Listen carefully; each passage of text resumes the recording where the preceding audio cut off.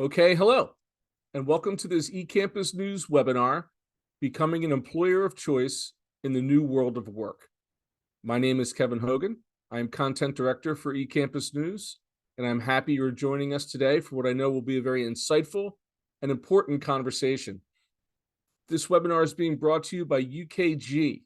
At UKG, their purpose is people. They are on a mission to inspire every organization to become a great place to work through HCM technology built for all. More than 80,000 customers across all sizes, industries, and geographies trust UKG HR, payroll, workforce management, and culture cloud solutions to drive great workplace experiences and make better, more confident people and business decisions. With the world's largest collection of people data, work data, and culture data, combined with rich experience using artificial intelligence in the service of people, they connect culture insights with business outcomes to show what's possible when organizations invest in their people. To learn more, visit ukg.com. Now, before we get to our conversation, I'd like to take a minute to go over some of the features of the platform that we're using here for the webinar. The event is being recorded, so you don't have to worry about missing a thing. Within a few days, you'll receive an email message that contains a link to this recorded webinar, along with a PDF of the slides. Now, if you have a question or comment for us, which I highly encourage, as it will help Bob and I know what you're interested in learning about, use the chat function. Feel free to use this to contact someone from eCampus News as well if you're having a technical question. So with these housekeeping items out of the way, let's get started with our conversation, starting with an introduction. Robert Lavigna. Bob is an award-winning leader and innovator with more than 30 years of experience leading organizations and programs, including in higher education. At UKG, Bob advocates for, promotes, and advises on effective practices that enable organizations to attract and retain talent. He previously was director of the Institute for Public Sector Employee Engagement, where he worked with organizations across the nation to measure and improve engagement as a key to maximizing organizational performance. He is the author of Engaging Government Employees, Motivate and Inspire Your People to Achieve Superior Performance. Now, before leading the Institute, he was Assistant Vice Chancellor and Director of HR for the main campus of the University of Wisconsin, where he directed campus-wide HR policies and programs. Bob was also an adjunct professor in the School of Public Affairs. He was also previously served as Vice President of Research for the nonprofit Partnership for Public Service. He directed research projects, including best places to work in the federal government, that found new ways to attract, develop, and retain talent. Bob has a BA in Public Affairs from George Washington University and a master's in Human Resource Management from Cornell University. Bob, thanks so much for taking the time to share your insights with us today. I really appreciate it. Sure, Kevin. Thank you. It's great to be with you, and I'm excited to talk about this issue, which I think is critically important for all organizations, and especially including higher education. So thanks for having me today. Absolutely. And I think that the toughest part of my job is going to be keeping this to an hour. I mean, with what's happening in the higher education space, kind of as we speak. Literally as we speak, and including here on the campus of the University of Wisconsin at Madison. It just continues. It's just another in a number of astounding circumstances over the past several years that has really kind of turned, you can talk about society, but specifically higher education has really had a lot of turmoil and challenges. But I think as we talk this afternoon, there's a lot of opportunities as well, right? Yeah. And I think what the current events point out, among other things, is the complexity of higher education institutions. And I think we'll talk a little bit about that. But my experience and the experience of our listeners, viewers today, is probably higher education. It's hard to imagine a more complex organization to manage. But on the other hand, the United States still has the greatest higher education system in the world. And we get a lot more students from foreign countries coming to our institutions than we send to their institutions. Absolutely.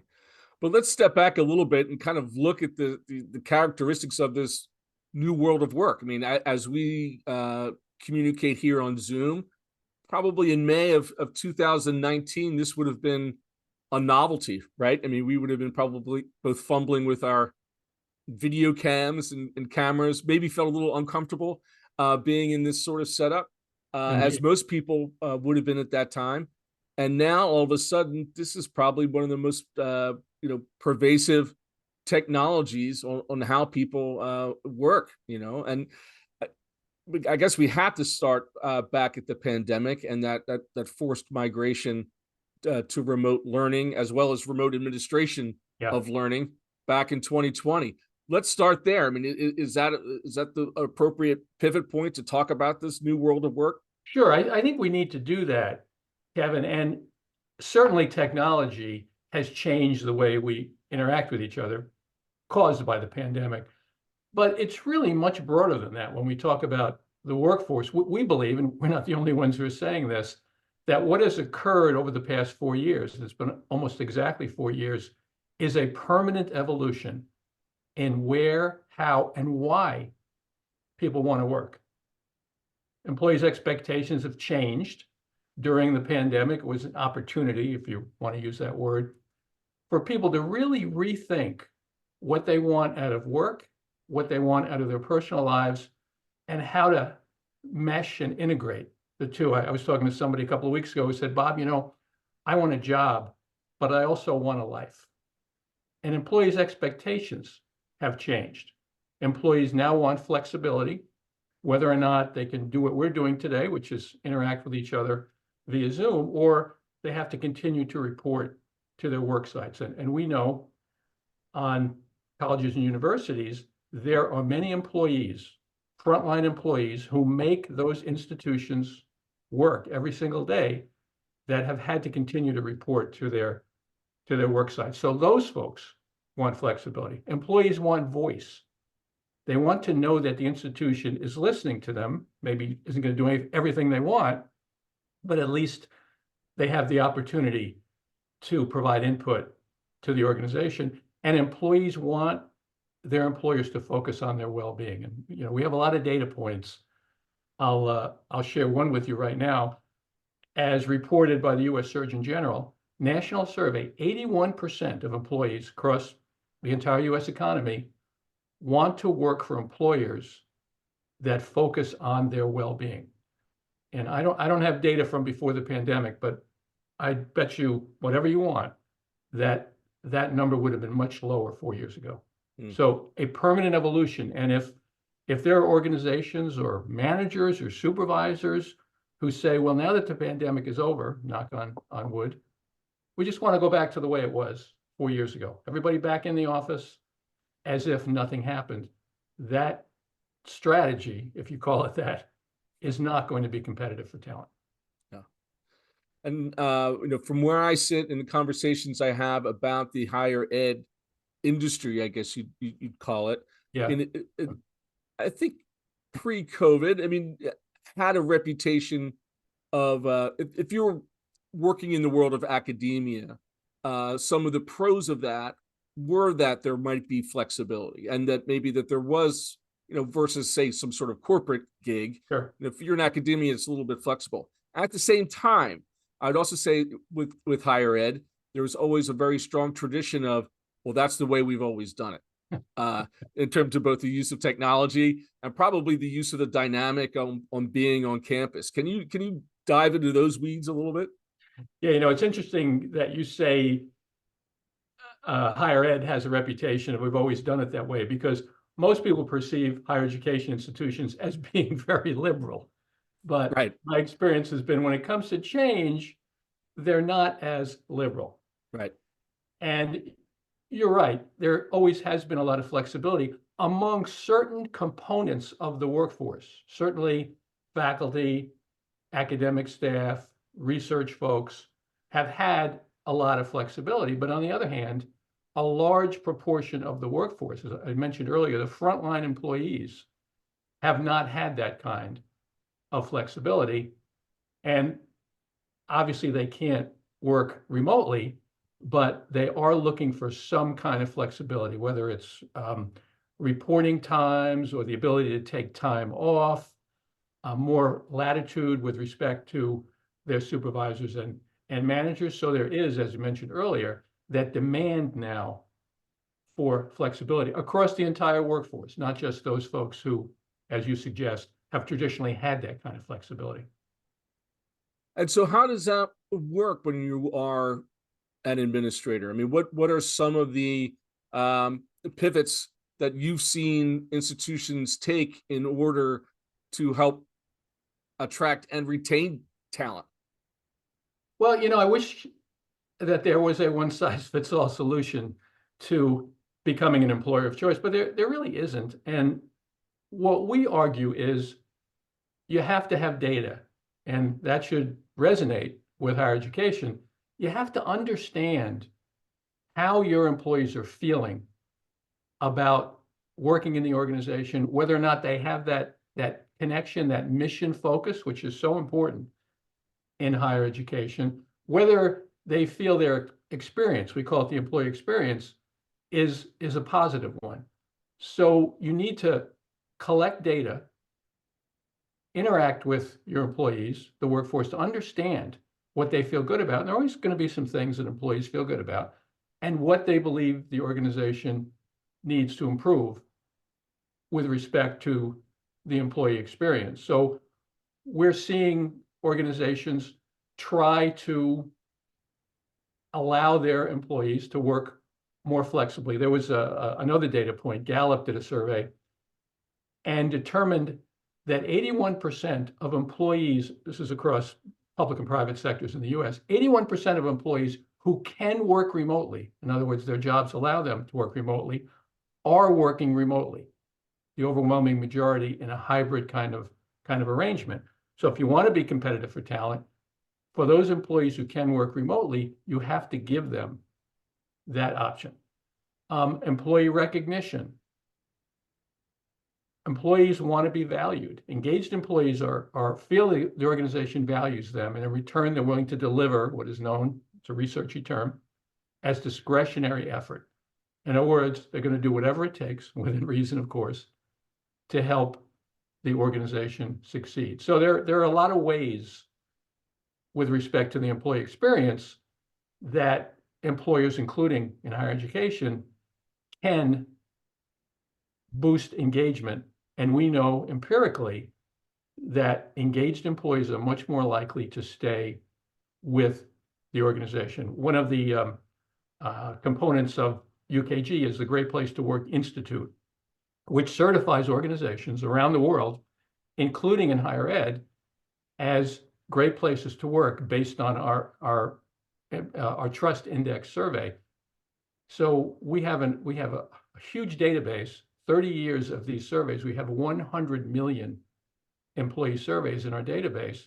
And what we have found is that Great Place to Work certified organizations have 50% less turnover than other organizations. So there's a real strong business case for why focusing on the workforce, trying to build engagement, delivering a positive employee experience produces positive outcomes. So did I hit some of the points that you wanted me to in your question?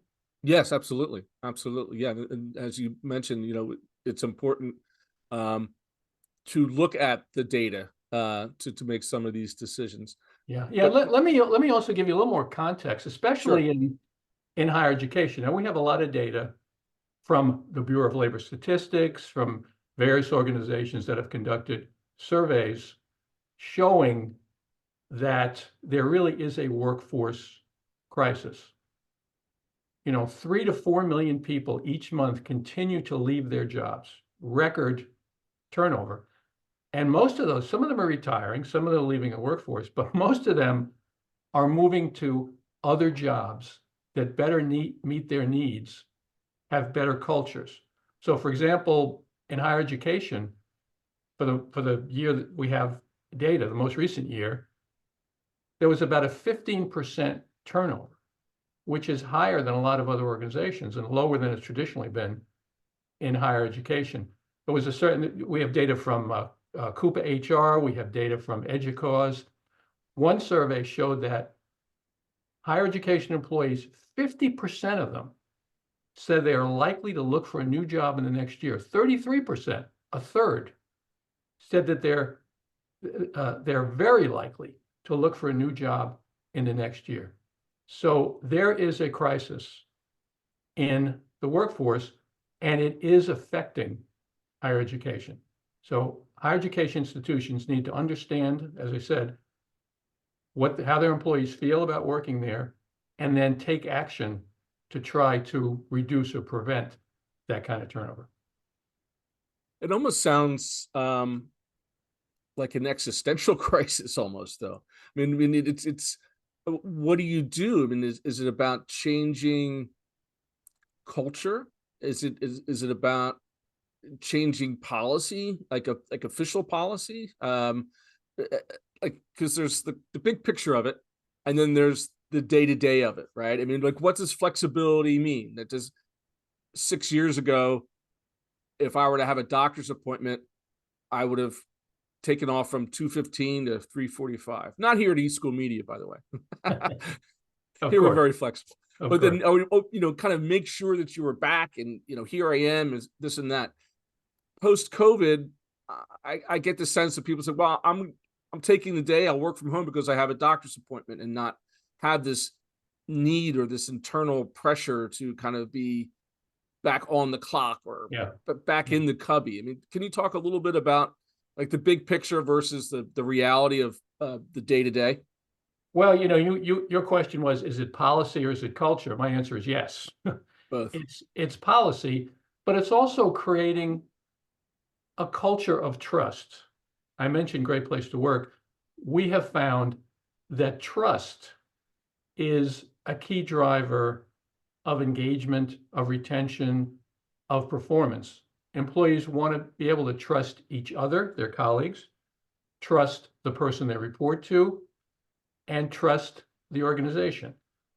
So there is some policy stuff. Obviously, we can create policies that build in a little more flexibility. We can create policies that institutionalize hybrid work, for example, for those people who can work remotely, at least part-time. But it often comes down, as you suggest, to culture. Do we have a culture of trust? Do we have a culture that values individual employees, that we treat them as people, not just employees? And I'll give you an example. It's pre-COVID, but I think it's relevant. When I was at University of Wisconsin, we often have conversations with our managers and supervisors and our frontline employees. In fact, we would conduct quarterly HR forums. We do one in the daytime, and we do one from 11 p.m. to 1 a.m. at night in order to allow our second and third shift folks to participate. We call them the midnight sessions. And our employees, and we also did surveys. We did 3 surveys while I was there in my 6 years. And employees were telling us things like, my supervisor is not flexible, is not allowing me to take time off to talk to my kids' teachers or deal with other personal issues.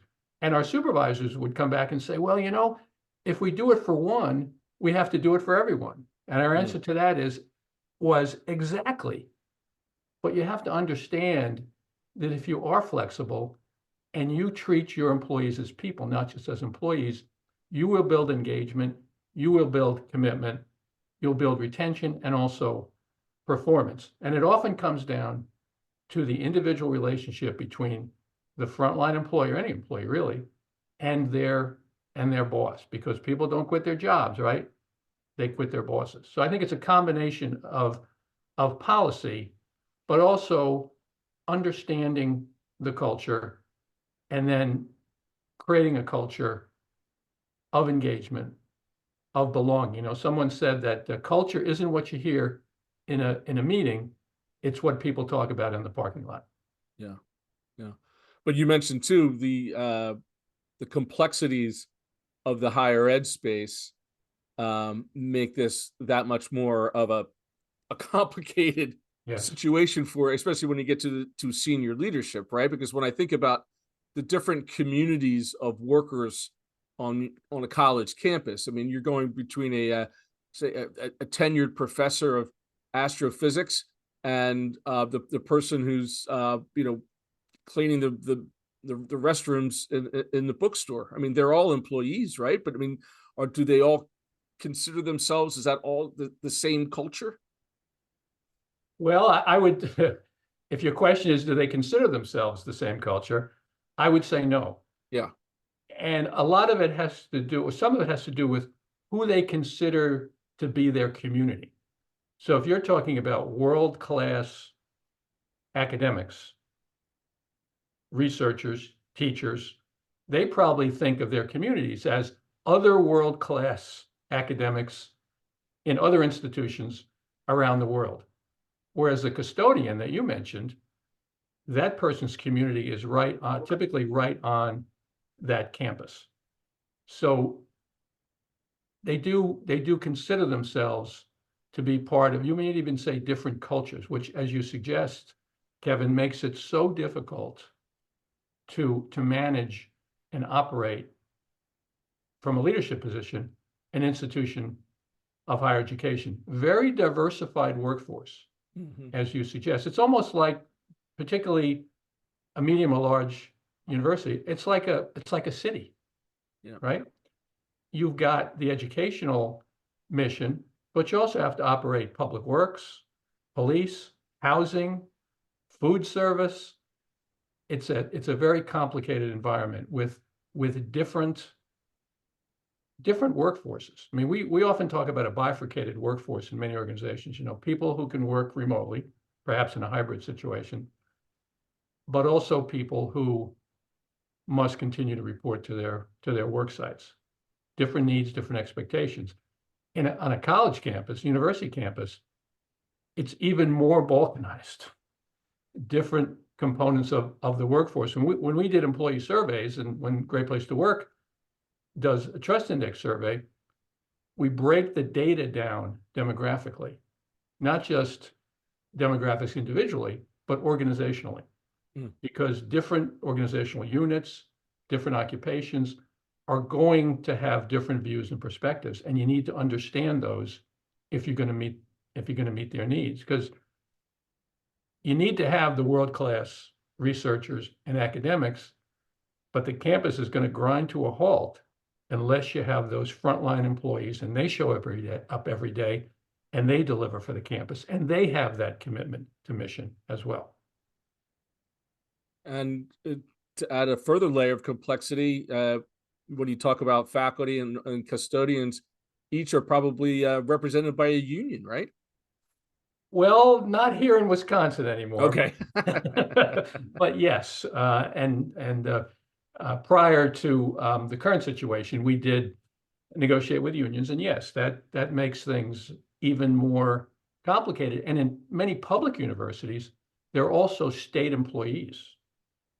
So they are also subject to whatever the state employment laws, rules, and policies are. So still another level of complexity. I was speaking to someone this morning at a community college who said one of their challenges in attracting and hiring people, compensation is one of them, but she said it's the civil service rules in their state that make it so difficult to bring people in. It takes such a long time, and it makes them less competitive with other organizations that don't have to go through those don't have those barriers. Right. Amazing. And I'm a strong proponent of civil service, but we also have to recognize that it does add some time and complexity to the hiring process. And particularly now, with such intense competition to attract and hire talent, that can be problematic. Yeah. Now, when you talk about creating a positive employee experience, are there specific strategies that you can point to in terms of building that engagement that you've seen from your case studies and surveys and data? Again, I hesitate to suggest that there is a one-size-fits-all solution, but there are some things that we see through our own research and our interactions with our customers in higher education, my own experience.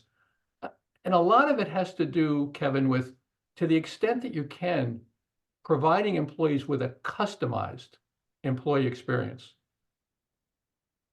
and trying to meet their needs in a way that goes beyond stereotypes and generalizations. One of the things that we discuss is these broad generalizations about the different generations in the workforce. You know, millennials are like this and baby boomers are like that. Individual people, individual employees don't care about those generalizations. They want you to meet their needs. So a customized employee experience, giving them the opportunity to the extent possible to manage, especially frontline employees, to manage the employee experience on their own through their handheld device, for example, maybe switching shifts or accessing payroll data, viewing their schedule, requesting time off, developing their skills, to give them the opportunity to do that. A sense of belonging. There's some really strong research, and this is very interesting, that employers who have created a sense of belonging are much more attractive to outside candidates. So it's not just about retention. People want to work in organizations where they feel like they belong. I used to, when I worked at Wisconsin, there's a guy I used to work with who said, we don't want our employees to have to check their personalities at the door when they come to work. We want them to be themselves, as long as that workforce appropriate behavior, workplace appropriate behavior, but we want them to be themselves. We want to create a sense of belonging. And that is really a critical driver of retention and performance, as well as the ability to attract talented people. Recognition. Employees want to feel that the organization values them. And if they feel that way, they're going to deliver for the organization. And we know, including in higher ed, it's often difficult to recognize employees financially. But there are ways, and we talk a lot about ways to recognize employees without spending a dime. And as you suggested at the top of the show, Kevin, since we don't always interact in person, it becomes a little more difficult to recognize employees. But there are tools to do that, where we can recognize people who report to us, we can recognize each other. And there are old school ways to recognize employees. And one that I like in particular is to send a handwritten note to employees' homes. And I have my own experience. I came back from a trip. I travel a lot. And I'm looking at the mail on a Friday night. And I had a card from my boss thanking me for what he thought I had been doing.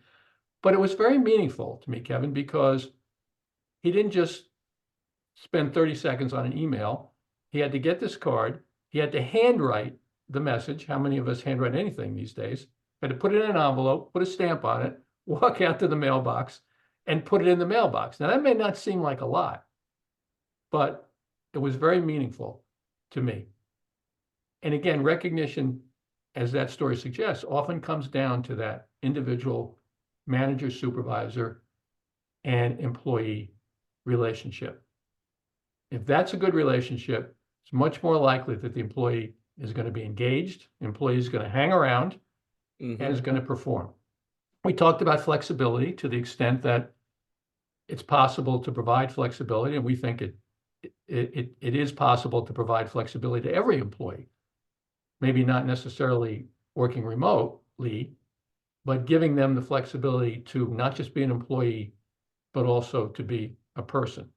And listening to employees. I mentioned earlier that one of the I don't know if it's necessarily new, but an expectation that is much more prominent than it used to be, is employees want voice. A guy I was talking to, as an HR director, said, in my organization, employees will say anything to anyone at any time about anything. So different tools and techniques. We at UKG have some of them. We have a product called Employee Voice. We also have Great Place to Work, to reach out to employees and find out how they feel about the organization, how they feel about their experience. Do they have that connection to mission? How do they feel about their supervisor? Senior leadership, resources, diversity, inclusion, belonging.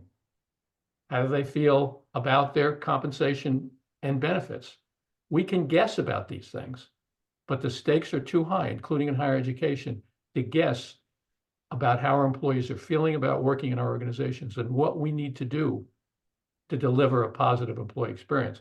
And also individual, one-on-one conversations, focus groups, exit and stay interviews. Traditionally, we've done exit interviews, which have some utility, although I kind of think of exit interviews as the ultimate lagging indicator, because people are at the door or they're already out the door. But stay interviews. What keeps you here, Kevin? What motivates you to come to work every day? What are we doing right? What can we do better? And what do you think might motivate you or your colleagues to leave? So that's proactive instead of reactive.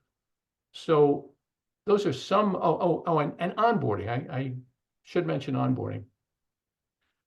Strong research showing that effective onboarding, that is making sure that our new employees have the tools, the resources, the knowledge, the support they need to be successful, drives higher retention, faster time to productivity, and better engagement. So what do we mean by onboarding? Some would say, well, we already do orientation. Well, that's good.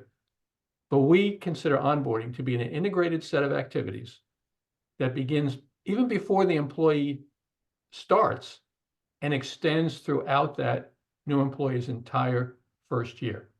Includes orientation, but goes beyond that. And a key to effective onboarding is creating a positive relationship between the individual employee and the supervisor, the manager, right from the start.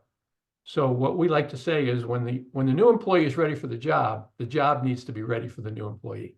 So those are some of the things that we're seeing. But again, I want to emphasize there isn't a one-size-fits-all solution. You need data in order to understand what the organization is doing well with respect to its workforce and what it needs to do better.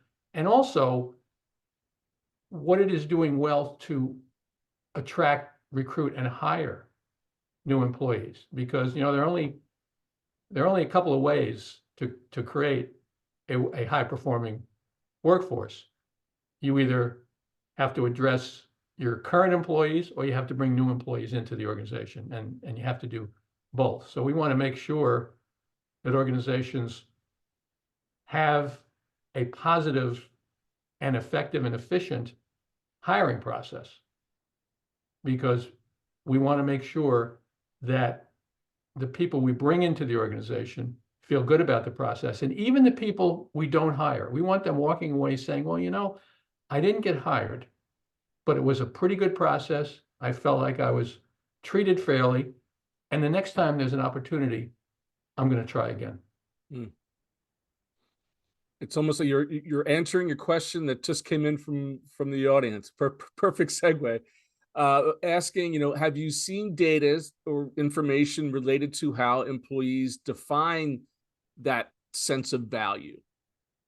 Which I guess comes down to those surveys where you're asking about compensation, or I mean, it's just talk a little bit about that. Yeah, it's really about, well, let me back up and say, we believe the most comprehensive way to understand how employees are feeling is through a survey.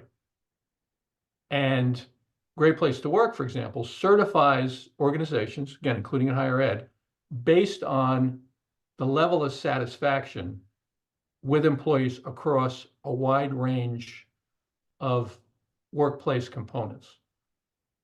And other surveys done by other providers do the same thing to assess the level of engagement. What percentage of employees are engaged? What percentage are not engaged? Gallup, for example, in national surveys, shows that only about a third of employees are fully engaged in both the private and the public sector. So these sort of comprehensive ways to assess the level of employee satisfaction and engagement are really the best way to understand at an aggregate level how employees are feeling. But again, you really need to drill down on this stuff to get to the lowest possible organizational level, because in a college or university, the workforce is so diversified that different components of the workforce are going to have different views, different perspectives, different needs, and different expectations.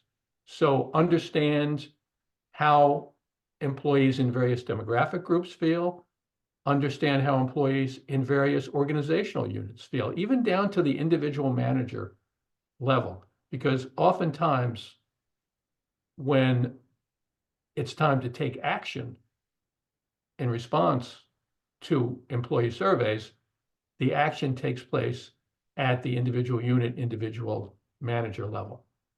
So I hope that helps. Yeah, no, absolutely. And I guess a bit of marketing must come into play here as well. That so you're collecting all this data from employees, but I'm assuming that it's important to give those same employees feedback to their filling out these surveys and sharing this data, right? 100%, Kevin. And what we have found is when an organization conducts a survey and does not either share the results or take action, that organization is going to be worse off than if it had not surveyed. So we like to say, if you decide to survey your employees, you should make an explicit and visible commitment to sharing the results as soon as possible, and also taking action on the results and holding yourself accountable for taking action. So yeah, when you ask employees to tell you how they feel, you got to do something with the results. Right, right. Now, I guess another aspect of being an employer of choice has to do, and you mentioned a little bit with the not only the exit interviews, but when you decline a potential employee, it's that reputation management. And again, when I think about higher ed, I think it's probably there's a stricter microscope on institutions of higher learning. Almost when I think about basketball teams, right? And you watch students entering the portal or the coaches that are going through, and people having a lot of word of mouth when it comes to the reputation of a school. RateMyProfessor.com, Yeah. right? From a student perspective, there is another way that in which it's important for leaders to talk about maintaining or managing a reputation. Can you talk about that a little bit? Yeah, I sure can. And what happens internally, Kevin, affects how people outside of the organization view it, especially in our social media mad world. Now, by the way, don't get me started on the portal for college sports. That's another conversation. So if you have a good culture, if you have a great organization, people outside that organization are going to know it, because what happens internally affects how people, their reputation affects how people outside view it. And I'll give you another data point. Surveys showed that 59% of job seekers would not apply for a job in an organization with a bad reputation, even if they were unemployed. Think about that. Almost 60% of unemployed people would not apply for a job in an organization with a bad reputation. So branding, reputation management, and if you don't believe me, I talk about this a lot. Go to one of the job sites, Glassdoor, Indeed, and next to the organization that has posted the job vacancy are employee reviews. And most job seekers will immediately go to those employee reviews to understand what it's really like to work in this place. You know, it's one thing for the organization, the employer, to say, well, we're a great place to work. People love it here. It's another to hear firsthand from employees. And I have gone into these sites and I have looked at reviews. And I can tell you, if you have 1 or 2 star reviews, good luck attracting talented people. You need 4 and 5 star reviews. Great people want to work in great places. And you need to monitor what employees are saying in order to preserve your brand and respond. And there may be some things that your employees are saying anonymously that you need to change, but there also may be some data in these comments that will enable you to market and brand yourself in a more positive way. So, you know, we don't really like to talk too much about, especially when I talk to my public sector colleagues, well, we don't really do marketing. We don't really brand ourselves. Well, if you're not doing that, you need to do it. And I'll give you an example. This is from the federal government, National Aeronautics and Space Administration, NASA. If you go to the NASA job or career site, you will see NASA proudly proclaiming that for 11 years in a row, NASA has been the best place to work in the federal government. In other words, if you're a great person, you want to work in a great place, come and work for NASA, because these outside guys have designated us the best place to work in the federal government. It's not us saying it, it's them saying it. And the same thing with our great place to work. We have found that the certified organizations, one organization, when it advertised in its job postings that it was certified as a great place to work, had 3 times as many applicants as beforehand. So it's a powerful tool, whether it's us or somebody else certifying, a powerful tool to market yourself. We have a great culture here. Come and work for us, and you'll have satisfying experience. You'll help us make a difference. And I can't think of any sector where purpose in making a difference is more important than in higher education. Yeah. We are helping develop the next generation of leaders in this country.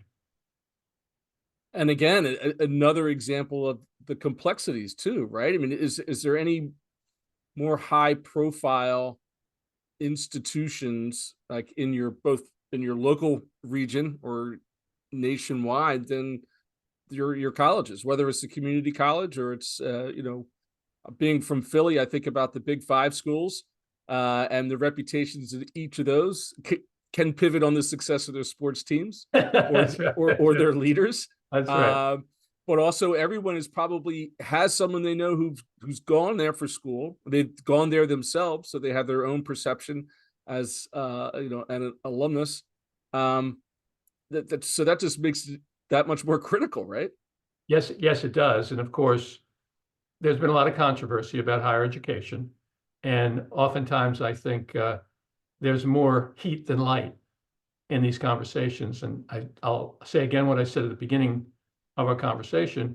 We have the finest higher education system in the world, bar none. There may be individual institutions in other countries that are at the same level, but from top to bottom, the United States has the finest education system, higher education in the world.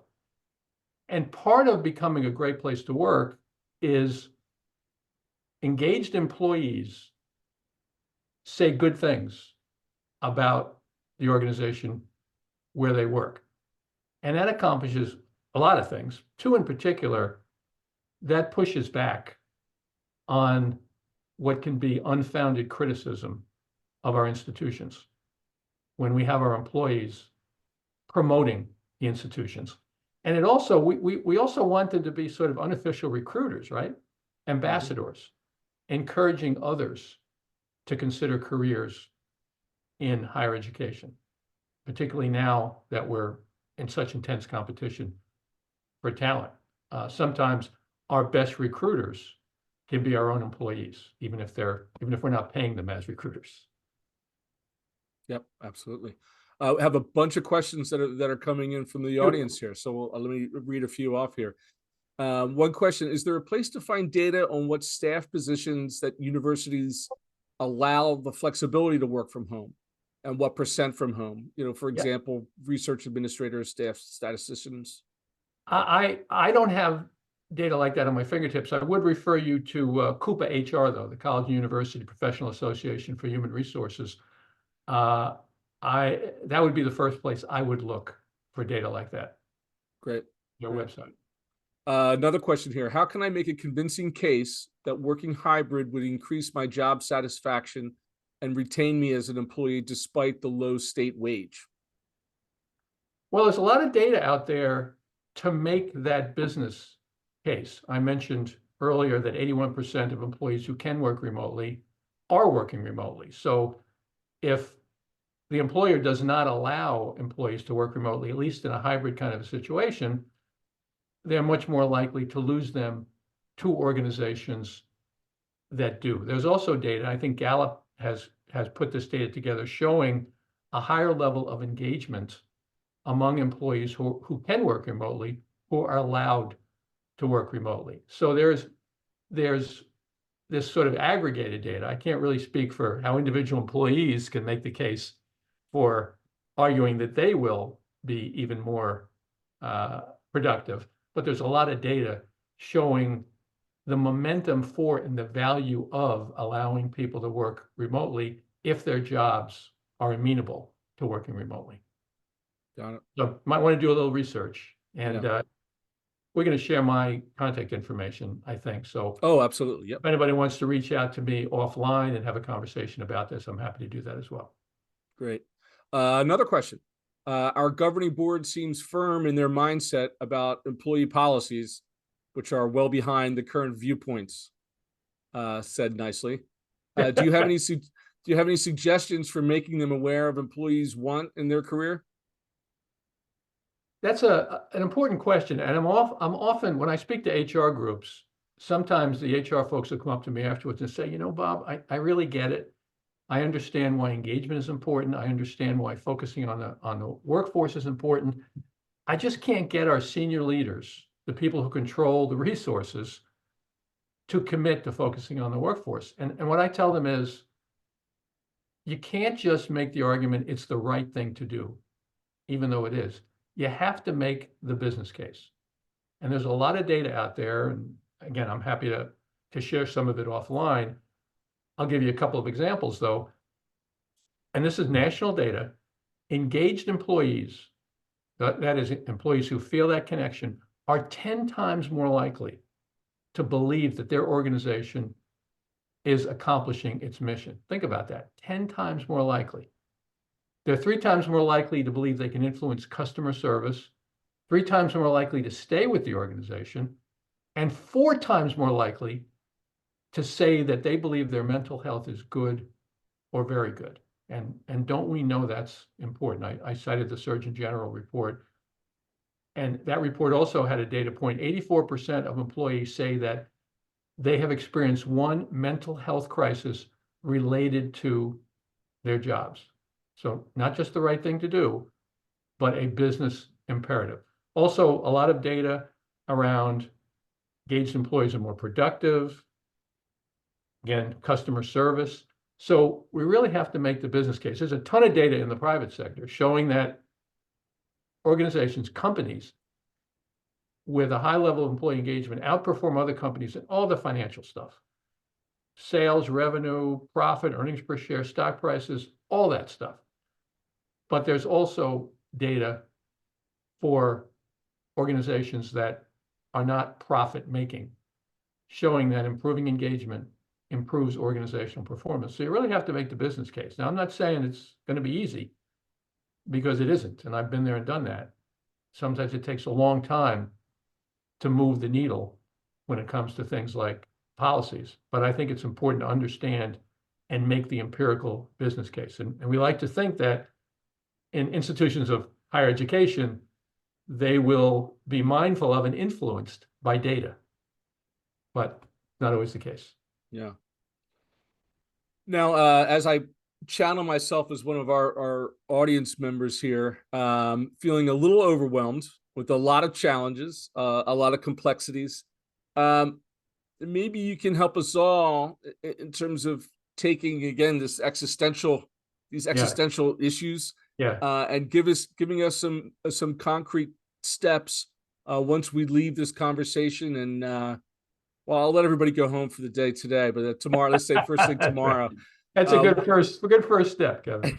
Yeah, take a break. Yeah. But yeah, what are those kind of concrete steps that a leader could then take to start in a path towards being an employer of choice? Yeah, I'm glad you mentioned leader, because again, we've done a lot of research.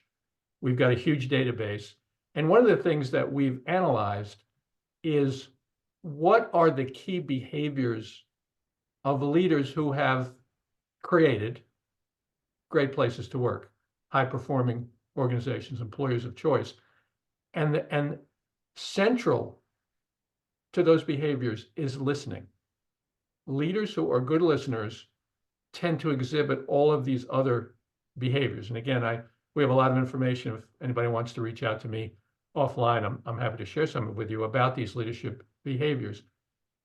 But I would urge leaders to listen to their employees, whether it's through surveys, whether it's through individual one-on-ones, focus groups, group meetings, and also look at the data.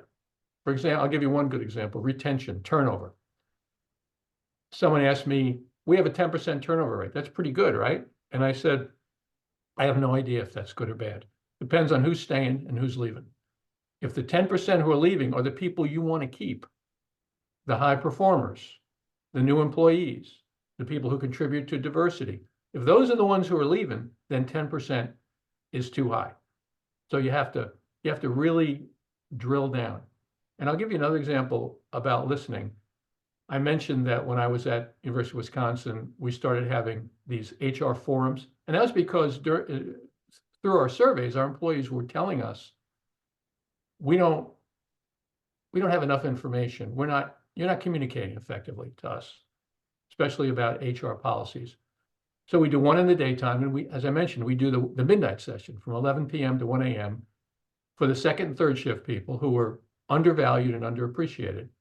Those midnight sessions were better attended than the daytime sessions because these people were hungry, not only for information, but also to tell us how they felt. And we had interpreters in Spanish, Mandarin Chinese, Hmong, and Tibetan, because we wanted to communicate and listen in ways that they understood. We got the chancellor, our CEO, to attend one of these sessions, midnight session.